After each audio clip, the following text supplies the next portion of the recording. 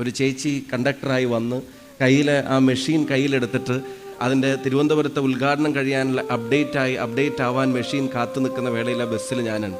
അപ്പോൾ അതിങ്ങനെ അപ്ഡേറ്റ് ആയപ്പോൾ ഈ കണ്ടക്ടർ ചേച്ചി ഒച്ചത്തി വിളിച്ചു പറയുക, ആയിട്ടോ എന്ന് പറഞ്ഞിട്ട് ആദ്യത്തെ ടിക്കറ്റ് നമ്മുടെ വിദ്യാ ബാലകൃഷ്ണൻ MLAക്ക് സൗജന്യ ടിക്കറ്റ് അവർ കീറി കൊടുക്കുന്ന നിമിഷം കണ്ണുകൊണ്ട് കാണാൻ കഴിഞ്ഞിട്ടാണ് ഞാൻ ഈ വേദിയിലേക്ക് കടന്നു വരുന്നത്.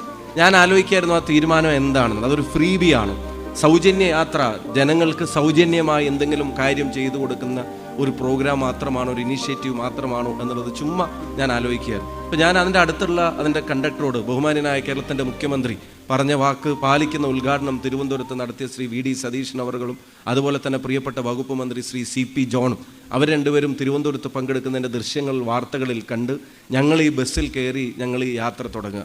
ഞാൻ ആലോചിക്കുകയായിരുന്നു, രാഹുൽ ഗാന്ധി MLA ഇവിടെ ഉദ്ഘാടനം ചെയ്തത്, രാഹുൽ ഗാന്ധി കേരളത്തിൽ കോഴിക്കോട് വന്നിട്ട് ഇതുപോലൊരു ബസ്സിൽ കയറി അതിൽ യാത്ര ചെയ്യുന്ന വനിതകളോട് അന്ന് കൊടുത്ത ഉറപ്പും വാക്കുമാണ്.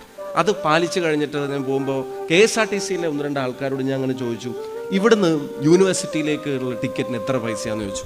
അവർ പറഞ്ഞു 28 രൂപയാണ് വൺ വേ, എന്ന് വെച്ചാൽ പോയി വരുമ്പോൾ 56 രൂപ. 28 രൂപ പോവാനും 28 രൂപ തിരിച്ചു വരാനും. ആ പ്രദേശത്ത് പഠിക്കാനോ ജോലി ആവശ്യത്തിനോ പോകുന്ന ഒരാൾ ഒരു മാസത്തിൽ ഒരു 25 ദിവസം അവിടെ പോകുന്നുണ്ടെന്ന് കണക്കാക്കിയാൽ അവർ സേവ് ചെയ്യുന്നത് 1400 രൂപയാണ്.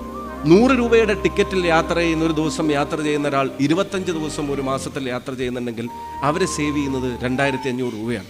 ഞാൻ അവരോട് വെറുതെ ചോദിച്ചു, ഇവിടുന്ന് കണ്ണനെ തൊഴാൻ പോകാൻ എത്ര പൈസയാണ്? ഗുരുവായൂർ പോകാൻ 133 രൂപയാണ് കോഴിക്കോട് നിന്ന് വേണ്ടി വരുന്നത്. തിരിച്ച് കോഴിക്കോട്ടേക്ക് എത്താനും 133, 266 രൂപ. മാനന്തവാടിയിൽ പോകാൻ അവർക്ക് വേണ്ടി വരുന്നത് 112, 130 രൂപയാണ്. സുൽത്താൻ ബത്തേരിയിൽ പോകുമ്പോൾ വേണ്ടി വരുന്നത് 112 രൂപയാണ്. ഈ ബസ്സുകൾ മെഡിക്കൽ കോളേജിൻ്റെ മുമ്പിലൂടെ പോകുന്നുണ്ട്.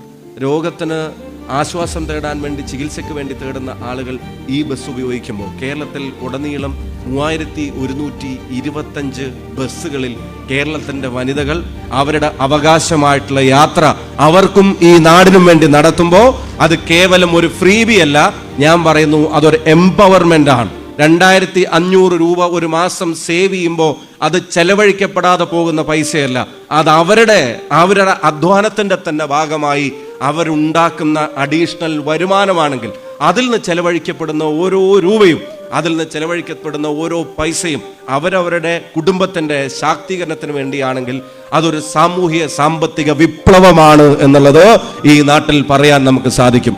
ഒരു പെൻഷൻ മാസം കിട്ടുന്നത് പോലെ, ഉറപ്പ് കൊടുക്കുന്നത് പോലെ അവർക്ക് എല്ലാ മാസവും അത്തരത്തിലൊരു ഇൻകമായി അത് മാറുകയാണ്.